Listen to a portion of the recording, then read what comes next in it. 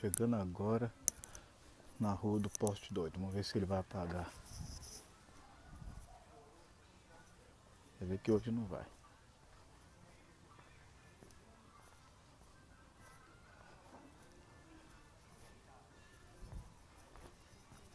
Se não for hoje, a gente tenta de novo.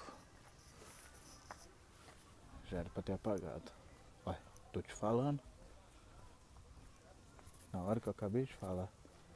Viu? Você vê que eu não tô mentindo, Zé.